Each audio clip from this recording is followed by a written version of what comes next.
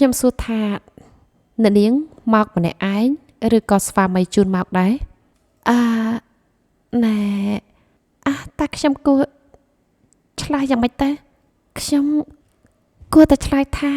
គាត់រងចាំនៅខាងក្រៅឬក៏យ៉ាងម៉េចនេះមិនបានជាគ្រូពេទ្យនេះមកសួរសំណួរស្អីអញ្ចឹងអ្នកនាងក៏បានដឹងដែរមែនទេថានៅទីនេះយើងមិនផ្ដល់សេវាកម្មរំលូតកូនទេមែនទេថាម៉េច clinic នេះគឺមិនអនុញ្ញាតឲ្យមានការរំលូតកូនទេដូច្នេះហើយបើនោះជាអ្វីដែរអ្នកនាងកំពុងតែគិតខ្ញុំឲ្យច្បល់ថាអ្នកនាងគួរតែទៅធ្វើនៅកន្លែងផ្សេងវិញទៅអ្នកនាង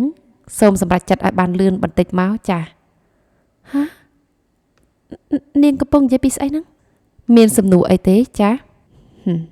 បើសិនជាគ្មានទេខ្ញុំនឹងមើលទៅក៏ឆ្លើយស្បាម្លេះយ៉ាងម៉េចខ្ញុំដឹងថាការដែលមានផ្ទៃពោះដោយមិនបានរៀបការគឺមិនមែនជារឿងដែលគួរមានមោទនភាពទេប៉ុន្តែក្នុងនាមជាគ្រូពេទ្យសម្ភពអ្នកដែរមានតួនាទីជួយបង្កើតជីវិតថ្មីមកកាន់ពិភពលោកនេះអ្នកគ្រូពេទ្យមិនគួរនិយាយពីរឿងរំលូតនោះទេជាវាងប៉ះពាល់ដល់អារម្មណ៍អ្នកដែលមកពិនិត្យនៅទីនេះនាងខ្ញុំយល់ហើយខ្ញុំណែក្មេងនេះ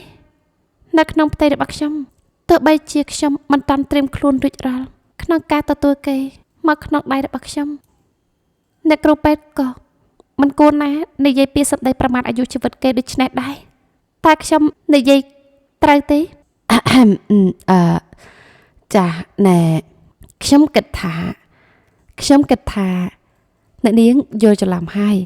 អ្វីដែលខ្ញុំចង់និយាយនោះគឺរំលូតចឹងឯងមិនបានជា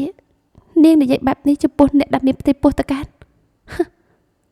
ចំជាចម្លើយមែនអ្នកនាងចាងរីករាយហើយណាគ្រូថាម៉េចអូយហើយមិនបានជាបសៀននេះនៅទីនេះទៀត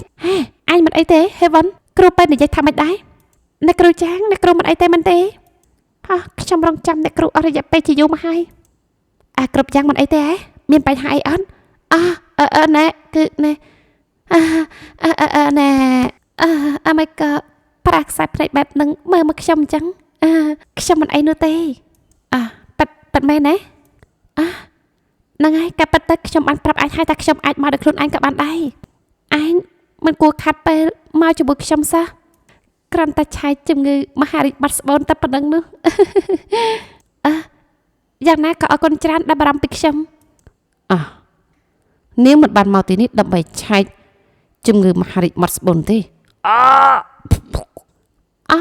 អ្នកគ្រូមកទីនេះព្រោះមូលហេតុហ្នឹងទេការប៉ិតទៅគឺអញ្ចឹងឯងមិត្តរបស់អ្នកគ្រូនេះគឺបារម្ភពីអ្នកគ្រូពេកទៅបានជាមកជាមួយគ្នាទៅគ្រាន់តែមកពិនិត្យសុខភាពធម្មតាប៉ុណ្ណោះទីបំផុតខ្ញុំរកនឹកឃើញដំណោះស្រាយហើយខ្ញុំពិតជាសំណាងណាស់ដែលមានមិត្តភក្តិល្អបែបនេះហេវ៉ាន់ចាងចាអ្នកនាងហេវ៉ាន់ចាងកុំភ្លេចយករូបភាពពិនិត្យអេកូរបស់អ្នកនាងចាលបល់យោ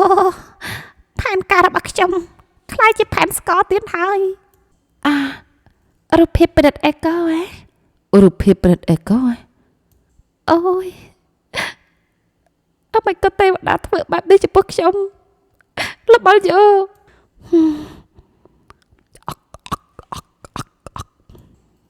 នាងមានអារម្មណ៍ល្អហើយថាម៉េច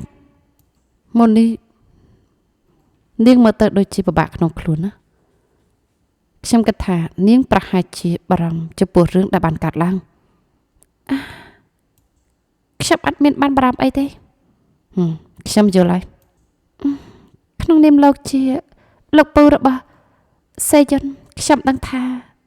លោកបារម្ភពីរឿងនោះខ្ញុំដឹងថាអ្វីដែលខ្ញុំធ្វើវាជារឿងដែរមិនត្រឹមត្រូវអ្នកគ្រូហេវ៉ាន់ចាងឈ្មោះរបស់ខ្ញុំគឺដូជុនកាំងហើយខ្ញុំមិនមែនជាពូ របស់សេជុនទេខ្ញុំយល់ហើយនៅវាជារឿងសំខាន់ដែរហ្នឹងហើយថាម៉េចអញ្ចឹងក៏មិនក៏ធ្វើរឹកធ្វើពីក៏តើមសបាម្លេះម៉ាស៊ីននេះកំពុងតែចំអកឲ្យខ្ញុំម៉ាស៊ីននេះពិតជាមនុស្សតែម្នាក់នៅយប់នោះហ៎ឬមួយក៏ខ្ញុំចង់ចាំខុសអ្វីដែលខ្ញុំចង់និយាយគឺថាខ្ញុំចង់ឲ្យលោកបែងចែកឲ្យដាច់រវាងជីវិតឯកជនរបស់ខ្ញុំហើយនិងអាជីពជាគ្រូបង្រៀនមិនថាជីវិតឯកជនរបស់ខ្ញុំជាបែបណាតែខ្ញុំនឹងបំពេញតួនាទីនៅក្នុងអាជីពរបស់ខ្ញុំក្នុងការបង្រៀនសិស្សឲ្យបានល្អលោកអាចនឹងយល់ថាទង្វើរបស់ខ្ញុំជាទង្វើអសិលធម៌ប៉ុន្តែនោះគឺជាការភ្លឹងផ្្លាត់ដែលកើតឡើងតែម្ដងគត់នៅក្នុងជីវិតរបស់ខ្ញុំហើយខ្ញុំនឹងនិយាយរឿងនេះជាមួយសេយុននៅថ្ងៃស្អែកខ្ញុំដឹងថាលោកបារម្ភថាទង្វើរបស់ខ្ញុំអាចនឹងជាឥទ្ធិពលទៅលើក្មេងៗប៉ុន្តែខ្ញុំសូមឲ្យលោករក្សារឿងនេះជាសម្ងាត់ដូច្នេះហើយខ្ញុំនឹងដោះស្រាយបញ្ហាទាំងអស់នោះដោយខ្លួនខ្ញុំផ្ទាល់បើសិនជាលោកមិនមានអ្វីនិយាយទៀតទេខ្ញុំអរការហើយខ្ញុំសុំទៅមុនហើយអត់និយាយអីមួយម៉ាត់សោះមិនទេមិនបានជាខ្ញុំតែម្នាក់ដែលជាអ្នកទទួលកំហុសម៉ាស៊ីននេះធ្វើដោយអ្វីៗគ្រប់យ៉ាងមិនអីអញ្ចឹងវាមិនមែនជាកំហុសរបស់ខ្ញុំទាំងស្រុងទេហេតុអីបានជាខ្ញុំត្រូវមានអារម្មណ៍វេទនាបែបនេះខ្ញុំគ្មានធម៌ពលគ្រប់គ្រាន់រងចាំការឆ្លើយតបពីម៉ាស៊ីននេះទេមានរឿងជាច្រើនកាត់ឡើងនៅថ្ងៃនេះខ្ញុំពិតជាអស់កម្លាំងខ្លាំងណាស់ខ្ញុំចង់ទៅរត់ឲ្យផុតប៉ាន់ដី